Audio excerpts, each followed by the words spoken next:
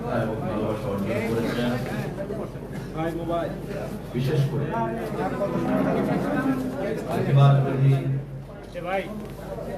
দীর্ঘ একটা বন্ধু সময় পরে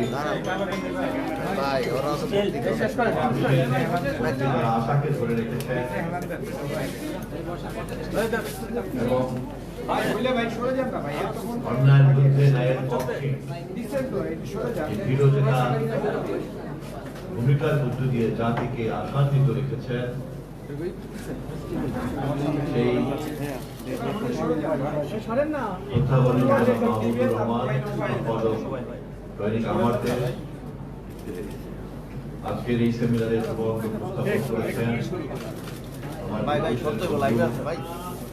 আরেকজন বাংলাদেশের গণমাধ্যম জগতের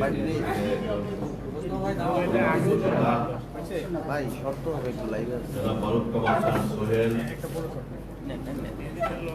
তাদের ভাবে যারা উপস্থিত আছেন, সম্পাদক বৃন্দ, সাংবাদিক বৃন্দ এবং জাতীয় সম্পাদক পরিষদের নেতৃবৃন্দ, কর্মকর্তা বৃন্দ, সবাই কিন্তু আমরা পরিচিত এবং ছোট পরিসরে আছি, সেজন্য আর নাম বলে আমি সময়টা নষ্ট করলাম।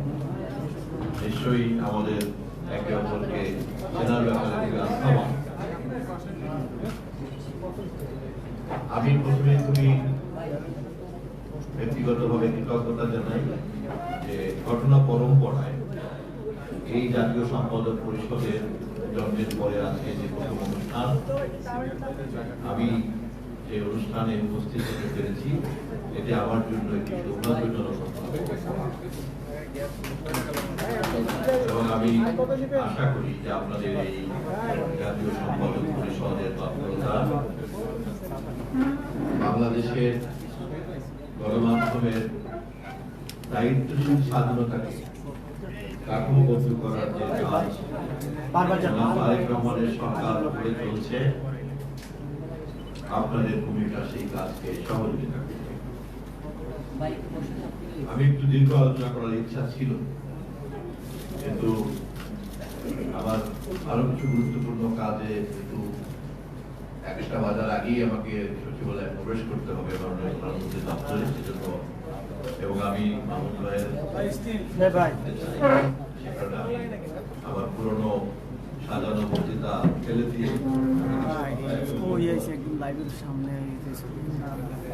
এই যে পেপারটা হাজির করেছেন আমার বন্ধু সোহেল ভাই, আমি সরাসরি শেষ পাতায় যে প্যারাগ্রাফ লিখেছিলাম,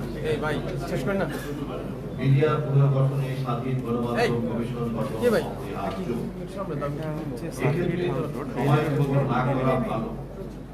এই কমিশন মিডিয়ার প্রতিটি ক্ষেত্রে বিরাজমান সমস্যা চিহ্নিত করে সমাধানের পথ বাতলাবে। তারা নীতি, আইন ও কাঠামো প্রণয়ন করবে। মিডিয়া ও সাংবাদিকদের বিপথগামিতা এবং অপসাংবাদিকতার পথ বন্ধ করবে। পেশাগত ও বাণিজ্যিক উভয় দিক দিয়ে মিডিয়া বিকাশের ব্যবস্থা দেখাবে। পেশাগত উৎকর্ষতা এবং এথিক্যাল জার্নালিজমকে এগিয়ে গণমাধ্যমের স্বাধীনতা নিশ্চিত করবে। সংশ্লিষ্ট প্রতিষ্ঠানগুলোকে সক্রিয় ও শক্তিশালী, সর্বোপরি রাষ্ট্রের গণমাধ্যম সংক্রান্ত নীতি কৌশল নির্ণয় করবে। আপনারা জানেন হুসাইন মোহাম্মদ এরশাদ সাহেব প্রধানমন্ত্রী ও খ্যাতনামা রাজনীতিবিদ আতাউর রহমান খানের নেতৃত্বে প্রেস কমিশন গঠন করেছিল। সেই কমিশনের রিপোর্ট ও সুপারিশ কখনো আলোর মুখ দেখেনি। তবে ওই উদাহরণ মাথায় রেখেই সাবেক একজন বিজ্ঞ প্রধান বিচারপতির নেতৃত্বে গণমাধ্যম কমিশন গঠনের আহ্বান জানাচ্ছি। কমিশনের তথ্য ও আইন মন্ত্রণালয়, ন্যাশনাল এডিটর্স কাউন্সিল, সংবাদপত্র সেবীদের বিভিন্ন ট্রেড ইউনিয়ন ও জাতীয় প্রেস ক্লাবের প্রতিনিধি থাকতে পারে।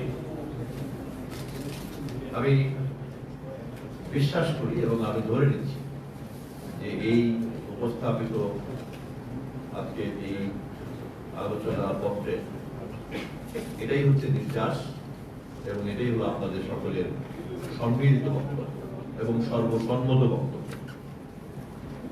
এবং এরকম একটি লিখিত সম্মিলিত সর্বসম্মত বক্তব্য ন্যাশনাল এডিটর্স কাউন্সিলের পক্ষ থেকে তথ্যমন্ত্রী হিসাবে আমার হস্তগত হওয়ার কারণে আমার বর্তমানের চলমান যে গণমাধ্যম কমিশন গঠন করার তৎপরতা নিঃসন্দেহে তা অনেক বেশি বেগবান হচ্ছে। এই প্রসঙ্গেই আমি আপনাদেরকে বিনীতভাবে স্মরণ করিয়ে দিতে চাই, গণমাধ্যমের স্বাধীনতা নিয়ে যখনই আমরা কথা বলি তখন স্বয়ংক্রিয়ভাবেই কিন্তু বহু মতের সহ অবস্থানের কথা বলি। গণমাধ্যমের দায়িত্বশীলতার কথা যখন আমরা বলি তখন স্বয়ংক্রিয়ভাবেই কিন্তু আমরা গণমাধ্যমের জবাবদিহিতার কথা বলি। যে আয়নায় আমরা চেহারা দেখি সেই আয়না যত বেশি নিখুঁত হবে তত বেশি আমরা পরিষ্কার চেহারা দেখতে পাবো।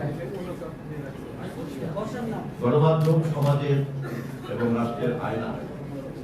আমাদের গণমাধ্যমকে অবশ্যই নিখুঁত হতে হবে এবং সেই গণমাধ্যম নিখুঁত করে গড়ে তোলা এবং তাকে নিখুঁত রাখা, এ দায়িত্ব কিন্তু গণমাধ্যমকে পালন করতে হবে।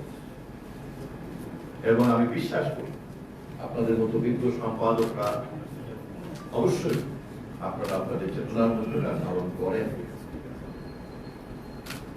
কিন্তু দুর্ভাগ্যজনক ভাবে একজন সংবাদপত্র পাঠক হিসাবে আমার কাছে মনে হয়েছে এই সংক্রান্ত যাবতীয় যত উদ্যোগ, সব উদ্যোগগুলি সকল সময় কিছুটা ছিল আংশিক এবং যেহেতু তা কখনোই পূর্ণাঙ্গতা পায়নি এবং যেহেতু সেই পূর্ণাঙ্গ মতামত কখনোই কাঠামোবদ্ধ হয়নি, সে কারণেই বাংলাদেশের গণমাধ্যম একটি শক্তিশালী প্রতিষ্ঠান হিসাবে গড়ে তুলতে আমরা পারিনি। অবশ্যই বিগত দিনের সকল সরকার এ দায় দায়িত্ব বহন করা উচিত এবং এই বস্তুনিষ্ঠ দৃষ্টিভঙ্গির উপরে দাঁড়াতে না পারলে ভবিষ্যতেও একটি স্বাধীন এবং একটি দায়িত্বশীল গণমাধ্যম কমিশন কিন্তু গঠন করা যাবে না। সেই কারণে আমি মনে করি আপনাদের জাতীয় সম্পাদক পরিষদ সহ অন্যান্য সকল সংগঠন,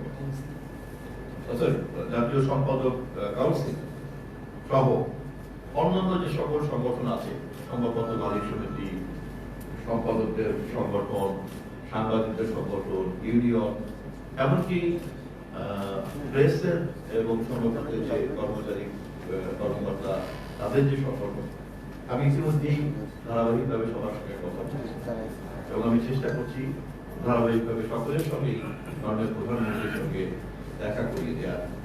আমি আশা করি আপনাদেরকেও এই সংগঠনকে খুব দ্রুতই মাননীয় প্রধানমন্ত্রীর সঙ্গে যদি আপনারা সাক্ষাৎ করার আগ্রহ প্রকাশ করেন, আপনাদের সম্মতি সাপেক্ষে আপনাদেরকেও সেই ব্যবস্থা করতে পারবো ইনশাআল্লাহ। এই কাজগুলি করার মূলত উদ্দেশ্য হচ্ছে যে সকল পক্ষকে একটি সুনির্দিষ্ট লক্ষ্যে ঐক্যবদ্ধ করা।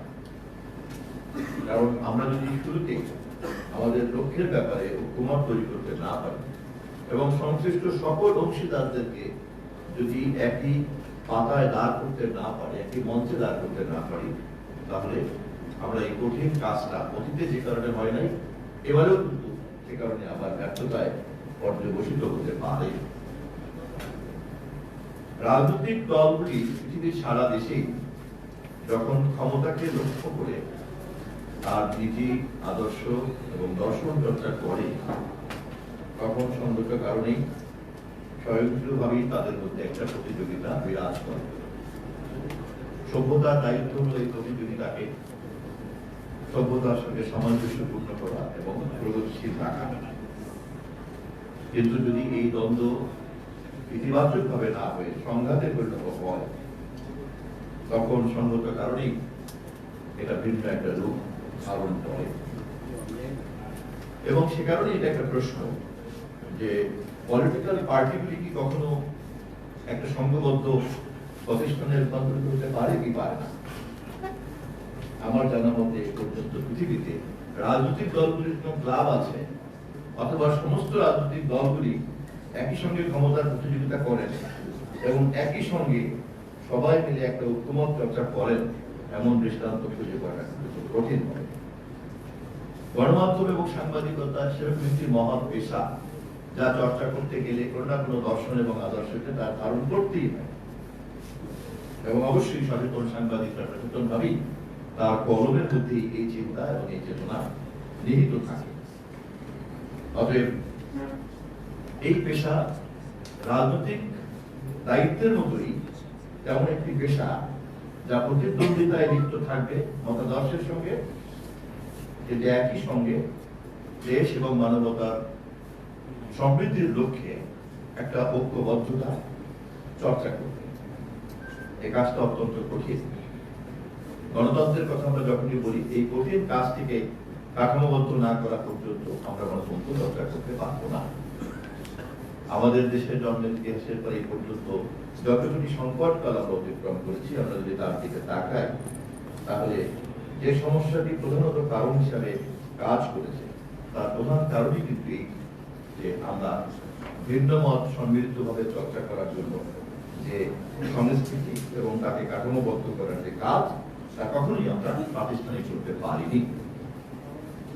আমি খুবই আশাবাদী এবারে আপনাদের এই বক্তব্য, আমি একটু আগে বললাম, আপনারা যে কনক্লুশন করেছেন এবং ইতিমধ্যে অন্য যাত্রার সঙ্গে আমি কথা বলেছি, তাদেরও যে লক্ষ্য এবং কনক্লুশন, আমি তার মধ্যে তেমন কোনো পার্থক্য খুঁজে পাই।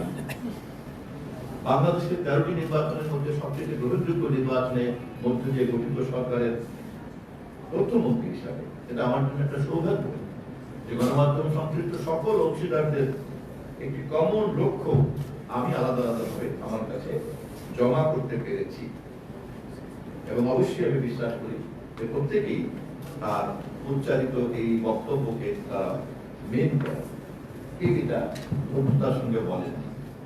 ফলে আমাদের জন্য একটা সুযোগ এসেছে, আমাদের যার যার চিন্তা সক্রিয়তা, সেই সক্রিয়তার আলোকে আমাদের যার যার জোট বা ঐক্যবদ্ধ অবস্থান এবং সকল গণমাধ্যমের সকলকে নিয়ে একটা বৃহত্তর পরিসরে আমাদের কি বলা যেতে পারে একটা ফেডারেল কালচার চিন্তার দিক থেকে বৈচিত্র্যের যে একটা সম্মিলিত অবস্থা, আমরা যদি সেটাকে একটা দাগ দিয়ে ফেলতে পারি, এবং সেখানে যদি আমরা সবাই ঐক্যবদ্ধ ভাবে একটা কমিশন, যার একটা কোয়াসি জুডিশিয়াল অথরিটি থাকবে, এবং এরকম একটা অভিভাবকত্বের জায়গায় যে একবার আমরা দাগ দিয়ে ফেলতে পারি, তাহলেই কিন্তু উন্নত দেশগুলিতে যেমন করে এ ধরনের কর্তৃত্ব গ্রহণযোগ্য, জনগণের কাছে গ্রহণযোগ্য, পেশাজীবীদের কাছে গ্রহণযোগ্য হয়ে দাঁড়ায়, এবং সকল সমস্যার সমাধানের একটা আশ্রয়স্থল হিসেবে কাজ করে আমরা করতে পারবো। আমরা যদি এই মুহূর্তে তুলনা করতে চাই, ব্রিটিশ অফিস অফ কমিউনিকেশন অথবা মার্কিন যুক্তরাষ্ট্রের ফেডারেল কমিশন অফ কমিউনিকেশন অথবা ইউরোপিয়ান ইউনিয়নের যে কমিশন, আমরা দ্রুতই দেখব যে এমন ভাবে তারা তাদের নীতি এবং তাদের বিধিমালাগুলিকে সমৃদ্ধ করেছেন, এবং এমন ভাবে সংশ্লিষ্টরা সকলে সেটাকে অংশীদারিত্বের মধ্যে ঢুকে পড়েছেন যে সবাই গ্রহণ করতে বাধ্য হয়। ফলে একদিকে যেমন স্বাধীনতা নিশ্চিত হচ্ছে, আর একদিকে স্বাধীনতাকে নৈরাজ্যের হাত থেকে রক্ষা করার জন্য দায়িত্বশীলতার সীমারেখাও কিন্তু নিশ্চিত হচ্ছে। এবারে কিন্তু আমাদের সামনে একটা সুযোগ তৈরি হয়েছে।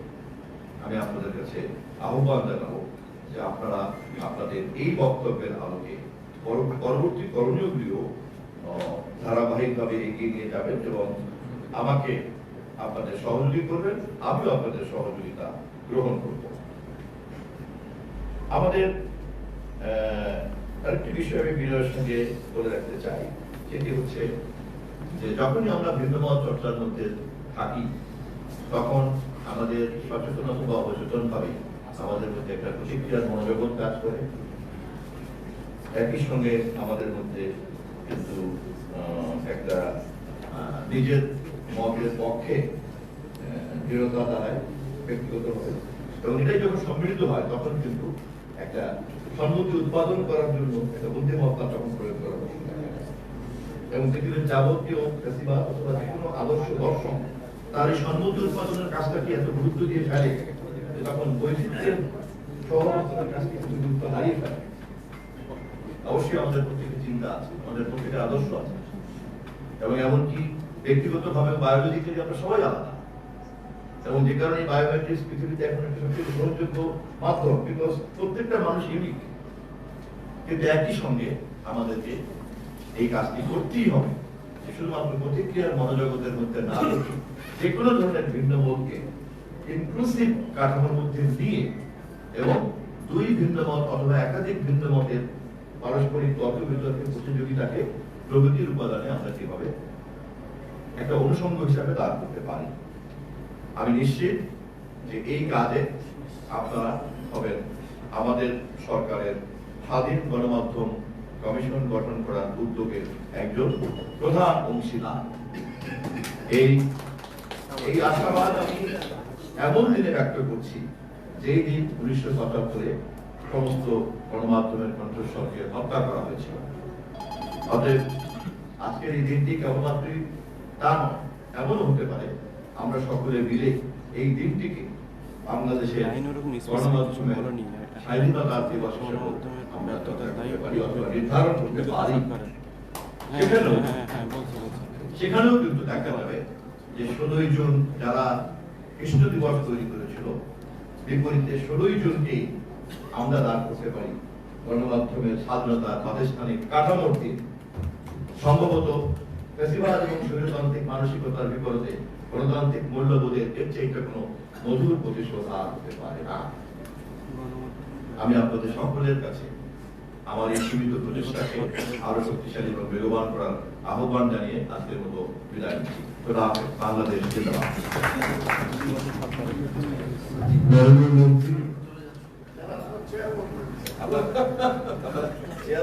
আপনাদেরকে সুবিধা করে দেওয়া মন্ত্রী মহোদয়ের উদ্দেশ্যে একটা হাততালি তোমরা দিতেই পারি। এইরকম সহযোগিতাই তো আমরা চাই। যাই হোক সুধীবৃন্দ, আমাদের সময়ের স্বল্প ছিল, একটা অনুষ্ঠানে কথা বলতে সুযোগ দেওয়া যায়, কিন্তু তারপরেও অনেক কিছু সুযোগ দিয়েছি। বাকি যাদেরকে দিতে পারলাম না তাদের নামগুলো আমি বলে দিচ্ছি, যাদের দেওয়া উচিত ছিল। যেমন আমাদের এম আব্দুল্লাহ সাহেব, সিনিয়র সাংবাদিক, সাবেক সাংবাদিক প্রধান রাষ্ট্র, খালেদা বেগম মহাপরিচালক বিএনপি, তারপরে আমাদের মুস্তফা কামাল মজুমদার ভাই, সম্পাদক গ্রিন ওয়াচ, সায়েম ফারুকি, প্রকাশক ও সম্পাদক রূপালী বাংলাদেশ, সবরুল হাসান, ভারপ্রাপ্ত সম্পাদক বাংলাদেশ পোস্ট, ফজলুল রানা, সম্পাদক আমার কাগজ, গিয়াসউদ্দিন, সম্পাদক বাণিজ্য প্রতিদিন, মোহাম্মদ আমির হোসেন জনি, সম্পাদক Daily Economic Express, Abdul Ahmad Thakur, senior সাংবাদিক এবং আমাদের সাংবাদিক কল্যাণ সমিতি, গৃহায়ন সমিতি যেটা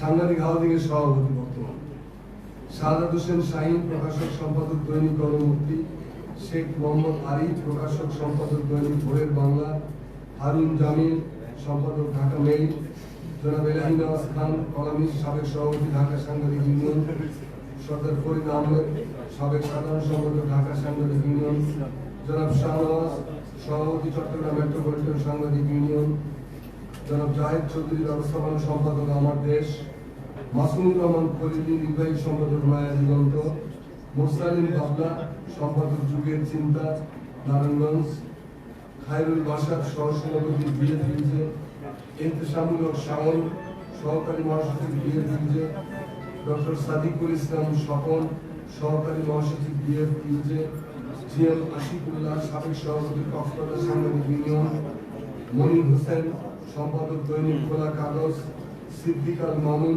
সভাপতি ফেনী সাংবাদিক ইউনিয়ন, জনাব গোলাম মওলা মুরাদ, সম্পাদক চট্টগ্রাম প্রেস ক্লাব, সাইদ বারি, সম্পাদক প্রকাশক Suchipatra, Rashidul Haque, head of news Mohona TV, Didarul Alam, ভারপ্রাপ্ত সাধারণ সম্পাদক ঢাকা সাংবাদিক ইউনিয়ন। তো আরো অনেকে তো হয়তো বাদ পড়ে গেল, তবে যতদূর বলতে পারলাম না, অনেকে যতদূর আছে আমাদের সাথে বলে দিলাম।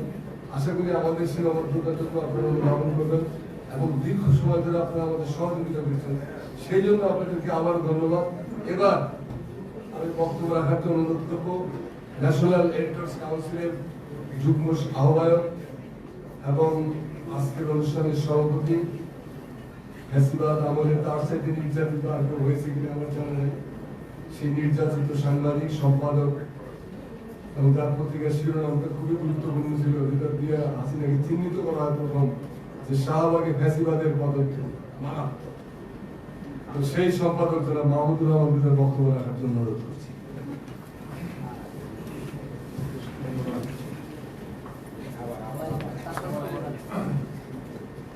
আজকে সেমিনারে সম্মানিত প্রধান অতিথি, বাংলাদেশ সরকারের মাননীয় তথ্যমন্ত্রী সহ উপস্থিত আমার সম্পাদক বন্ধুরা, উপস্থিত মিডিয়ার সিনিয়র কর্মীরা এবং আমার সহকর্মীরা, আসসালামু আলাইকুম। সম্পাদকের সভাপতির কাজ হচ্ছে ধন্যবাদ জানানো, প্রধান কাজ। তো দু একটা কথা হয়তো আপনারা শুনতে চাবেন, এই জন্য ধন্যবাদ জানানোর আগে আমি খুব সংক্ষেপে দু একটি কথা বলতে চাই। প্রথম কথাটি হলো, আওয়ামী লীগের ইতিহাস হচ্ছে একটা তন্ত্র বাকশালীর ইতিহাস। আওয়ামী লীগের ইতিহাস হচ্ছে ফ্যাসিবাদের ইতিহাস। আওয়ামী লীগের ইতিহাস হচ্ছে সংবাদপত্র দমনের ইতিহাস, এবং স্বাধীনতার পর থেকেই আমরা এটা দেখে এসেছি। এবং আজকের যে সেমিনার, সেটাও কিন্তু সংবাদপত্র যে কালো দিবস, সেটা হয়েছিল 1975 সালে 16 জুন, এবং আমরা সেটাই আজকে সেই বিষয় নিয়ে আমরা আলোচনা করছি। এবং আলোচনার প্রধান কাজটি করে দিয়েছেন আমার বন্ধু, সহকর্মী, সম্পাদক, সাংবাদিক, সুলেখক আমাদের সোহেল ভাই, আমরা যাকে বলি। তো তার যে প্রবন্ধ আমরা আজকে শুনতে পেরেছি প্রথমেই, সেখানেই মোটামুটি আমাদের বক্তব্য দেওয়া হয়ে গেছে। তো এই যে আওয়ামী লীগের সাথে মানুষের অধিকার ছিন্ন করবার যে ইতিহাস, এটা সেই স্বাধীনতার পরবর্তীকাল থেকেই চলছে।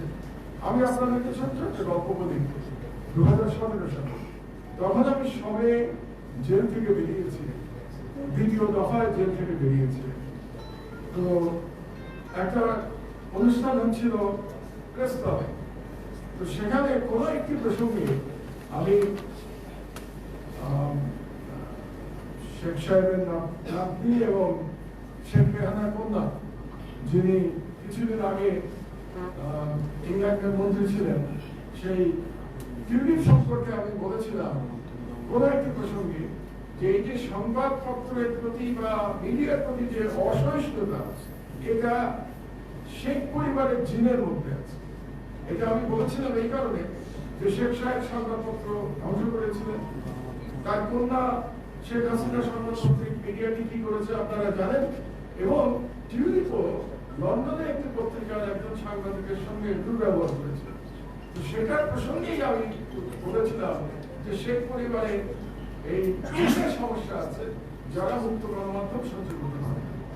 তো এটা বলার কারণে আমার বিরুদ্ধে 35টা মামলা হয়েছিল, নতুন। আগের মামলা তো 100টা ছিলই, সেদিন আরো 35টা মামলা হয়েছিল। এবং এই ধরনের একটা মামলা আমি হাজিরা দিতে গিয়ে দুষ্কৃতিতে আক্রান্ত হয়েছিলাম, সেটা আপনারা সবাই জানেন। এবং আজকে আমরা যে এখানে উপস্থিত হয়েছি, তার কারণ আমরা এই ধরনের রাষ্ট্র ব্যবস্থার পরিবর্তন, যে রাষ্ট্র ব্যবস্থায় একজনের একটা মন্তব্যের জন্য সারা দেশে 35টা মামলা, এই রাষ্ট্র ব্যবস্থার আমরা পরিবর্তন চাই। এবং এই পরিবর্তন চাইতে গেলে আমাদেরকে এটা হচ্ছে খুব গুরুত্বপূর্ণ কাজ। আর আমি আজকে এই জন্য এই বক্তব্যে, আজকে এই অনুষ্ঠানে আমরা আমাদের আহ্বায়ক, আমাদের সংগঠন, নতুন সংগঠনের আহ্বায়ক শফিক ভাইকে খুব মিস করছি। শফিক আমাদের মিস করছি কারণ একটা তো হচ্ছে তিনি আমাদের মধ্যে সবথেকে সিনিয়র সম্পাদক এই মুহূর্তে, আর দ্বিতীয় কারণ হচ্ছে তিনি আমার সঙ্গে জেলে ছিলেন, কাশীপুর জেলে ছিলেন, আমরা পাশাপাশি সেলে প্রায় 3 মাস। তো বিভিন্ন কারণে শফিক ভাইকে আজকে আমরা মিস করছি, তাকে আমরা অবশ্যই আমাদের সালাম পৌঁছে দেবো। তো আজকে আমাদের নব যে গঠিত ন্যাশনাল এডিটর্স কাউন্সিলের প্রথম পাবলিক অনুষ্ঠান, সেই অনুষ্ঠানে আপনারা যেভাবে আজকে সহযোগিতা করেছেন, তার জন্য আপনারা দেখিয়েছেন যে এরকম একটি সংগঠনের প্রয়োজন ছিল। কেন প্রয়োজন ছিল তার কিছুটা বর্ণনা আমরা বক্তব্যে শুনেছি এবং আর একটা বর্ণনা আমরা আজকে মূল প্রবন্ধে শুনেছি। আমি বিশেষ করে যে কথাটি বলতে চাই সেটা হলো যে আমরা মিডিয়াকে টোটালি মুক্ত করতে চাই। এই মিডিয়াকে টোটালি মুক্ত করে এটাকে একটা জাতীয় চরিত্র দিতে চাই এবং জাতীয় চরিত্র দেওয়ার কারণেই এই সংগঠনটার প্রয়োজন এবং এই জন্যই আমরা নাম দিয়েছি জাতীয় editors council, national editors council. জাতীয় শব্দটাকে আমি একটু বেশি করে এমফাসিস দিচ্ছি এবং যে কারণে প্রথমবারের মতো আমাদের এডিটর্স কাউন্সিলে ঢাকার বাইরের সম্পাদকরা কিন্তু এই কাউন্সিলে আছেন, এটা আগে কখনো হয় নাই। এবং আজকে আমরা বক্তব্য শুরু করেছি ঢাকার বাইরের একজন সম্পাদক থেকে, আমরা ময়মনসিংহের একজন সম্পাদককে তার বক্তব্য দিয়ে আজকের অনুষ্ঠান আমরা শুরু করেছি। আমার মনে হয় এর মধ্য দিয়ে আমাদের মন্ত্রী আমাদের যে এই প্রতিষ্ঠানের চরিত্রটা কিছুটা বুঝতে পারছেন যে আমরা কি উদ্দেশ্যে এটা করেছি। সর্বশেষ আমি যে কথাটা বলতে চাই সেটা হলো যে আমরা মিডিয়ার প্রকৃত স্বাধীনতা চাই। মিডিয়ার প্রকৃত স্বাধীনতা বলতে যে আমার কথাটা আমি বলতে পারবো, আমার মতটা আমি প্রকাশ করতে পারবো। আপনার যদি আমার মত পছন্দ না হয় তাহলে আপনি লিখে আমার মতের প্রতিবাদ করবেন, আমার কণ্ঠরোধ করবেন। এটাই আমাদের চাওয়া, এটাই মিডিয়ার প্রকৃত স্বাধীনতা। এই স্বাধীনতা যদি করতে হয় তাহলে আমাদের অন্তত এই ইস্যুতে ঐক্যবদ্ধ হতে হবে। একটু আগে মাননীয় মন্ত্রী বলছিলেন যে রাজনৈতিক দলেরও তো বিভিন্ন আদর্শগত বিভেদ থাকে, সুতরাং সব রাজনৈতিক দল কি এক হয়ে যায়? তাহলে এক হয় না, এটা অসম্ভব না। সেইভাবে সব সম্পাদকের সব সম্পাদকীয় নীতি কোনোদিনই এক হবে না, কিন্তু কিছু ফান্ডামেন্টাল ইস্যুতে আমরা ঐক্যবদ্ধ হতে পারি। যেমন যে কথাটা আমি বললাম আমার মত প্রকাশের স্বাধীনতা, এটাতে আমাদের ঐক্যবদ্ধ হতে কোনো সমস্যা আমি অন্তত দেখতে পাই না। কিন্তু সমস্যা হলো যে ফ্যাসিবাদী আমলে এই জিনিসটাকে সম্পূর্ণ ধ্বংস করে দেওয়া হয়েছে। একটা এক্সাম্পল আমি দিতে চাই যেটা মাননীয় মন্ত্রীর কাজে লাগবে। প্রেস কাউন্সিলের চেয়ারম্যান কাকে করা হয়েছিল আপনাদের মনে আছে? আমরা অনেকেই হয়তো ভুলে গেছি। এমন একজনকে জব করা হয়েছিল বিচারপতি হিসাবে যার ইমপিচমেন্ট হওয়া উচিত ছিল বাংলাদেশ, নিজামুল হক নাসিম। বিচারপতি নিজামুল হক নাসিমকে প্রেস কাউন্সিলের চেয়ারম্যান করা হয়েছিল, যার এক ধরনের জুডিশিয়াল পাওয়ার আছে। যে ব্যক্তির ইমপিচমেন্ট হওয়া উচিত ছিল কারণ তিনি তার ওথ ভঙ্গ করেছিলেন, তার বিচারপতির ওথ ভঙ্গ করেছিলেন, তিনি বিচার চালাতে গিয়ে সেই ব্যক্তিকে প্রেস কাউন্সিলের চেয়ারম্যান করা হয়েছিল। তার মানে শেখ হাসিনার সরকার মিডিয়াকে কিভাবে দেখতেন তিনি বা তার সরকার দেখতো সেটা আমরা এই চেয়ারম্যানের নিয়োগ থেকে আমরা বুঝতে পারি। এই জন্য এই নিয়োগগুলো কিন্তু খুব গুরুত্বপূর্ণ। আমি বর্তমান সরকারকে বলবো নিয়োগগুলো গুরুত্বপূর্ণ, কারণ নিয়োগগুলো মেসেজ দেয় যে সরকার আসলে কি বলতে চাচ্ছে, কি করতে চাচ্ছে। এই কারণেই নিয়োগের ব্যাপারে তারা যেন সতর্ক থাকেন। এটা আমি একজন সিনিয়র সিটিজেন হিসেবে আমার সাজেশন দিবে গভর্নমেন্ট। তো তাহলে ঐক্য আমরা চাই, কিন্তু ঐক্যর একটা পূর্ব শর্ত আছে, সেটা হলো আত্মশুদ্ধি করতে হবে। যারা ফ্যাসিবাদ কায়েমে সহযোগিতা করেছেন তারা যদি ঐক্যে আসতে চান, ঐক্যে আমাদের আপত্তি নাই, কিন্তু তাদের আত্মশুদ্ধি করে আসতে হবে। তাদের বুঝতে হবে যে তারা কি সর্বনাশ চেষ্টা করেছে। আর যারা হত্যাকাণ্ডের সাথে যুক্ত, যারা হত্যাকাণ্ডকে জায়েজ করেছেন, জুলাই বিপ্লবের আমাদের ছেলে মেয়েদের হত্যাকে যারা গণহত্যাকে যারা জায়েজ করেছেন, তাদেরকে ঐক্যের মধ্যে নেওয়ার কিন্তু কোনো সুযোগ নেই। তাদের কিন্তু বিচার হতে হবে, দেশের আইনে ফৌজদারি আইনে তাদের বিচার হতে হবে। সুতরাং তাদের জন্য বলা চলবে না যে সাংবাদিকদের অত্যাচার করা হচ্ছে, কারণ যে সাংবাদিক ক্রিমিনাল অফেন্স করবে তার ক্রিমিনাল আইনে তার বিচার হতে হবে। সুতরাং আমাদেরকে ঐক্যের ক্ষেত্রে হয়তো কিছুটা সতর্কতা অবলম্বন আমাদের করতে হবে এবং সেটা আমরা সবাই মিলে আমরা এই সিদ্ধান্ত নেব। আপনারা জানেন, আগেই বলেছি যে এই সংগঠন কোনো কোটারির সংগঠন নয়, এই সংগঠন আপনাদের সবার সংগঠন। এই সংগঠনে সবার সমান অধিকার, সবার কথা বলার অধিকার। আমরা সবাই ইকুয়াল ফুটিং এ থাকতে চাই এই সংগঠনে। আমরা এরকম করতে চাই না যে মিডিয়া মানে 4-5 জন ব্যক্তির চেহারা, মিডিয়া মানে বাংলাদেশে প্রত্যেক সরকারের আমলে 4-5 জন ব্যক্তিকে আমরা দেখবো মিডিয়া মানে এটা না। মিডিয়া মানে আমরা সবাই, মিডিয়া মানে মফস্বলের মিডিয়া, মিডিয়া মানে ঢাকা শহরের মিডিয়া, চট্টগ্রামের মিডিয়া, এটা আমাদের মনে রাখতে হবে। এবং আমরা ইনশাআল্লাহ এই উদ্দেশ্য নিয়ে আমরা যাত্রা শুরু করেছি এবং আমরা আশা করি বর্তমান সরকার মিডিয়ার স্বাধীনতা যেটা ধ্বংস করে গেছিল শেখ হাসিনা, সেটা ডক্টর ইউনূসের সরকার অনেকাংশেই পুনরুদ্ধার করেছে এবং আমি আশা করব যে বর্তমান সরকারও মিডিয়ার স্বাধীনতার ক্ষেত্রে তারা সেটা অব্যাহত রাখবেন। কারণ আরেকটু কারণে আমরা আশাবাদী যে আমরা শহীদ প্রেসিডেন্ট জিয়াউর রহমান এবং দেশনেত্রী বেগম খালেদা জিয়ার ক্ষেত্রে দেখেছি যে তারা দুজনেই মিডিয়ার প্রতি অত্যন্ত সহনশীল ছিলেন। বিশেষত 2001 থেকে 2006 সাল পর্যন্ত যখন আমিও সরকারের অংশ ছিলাম, তখন যেভাবে মিডিয়ার অপপ্রচারে সহনশীলতা দেখানো হয়েছে, আমার মনে হয় বাংলাদেশে এক ধরনের ইতিহাস তৈরি করে। তো কাজে আমি আশা করি যে বর্তমান বিএনপি সরকার তারা সেই আদর্শ সমুন্নত রাখবেন এবং আমরা আমাদের যে সম্মিলিত কাজ এটা আমরা অব্যাহত রাখবো ইনশাআল্লাহ। এবং কোন চাপের মুখে আমরা আত্মসমর্পণ করবো না। এই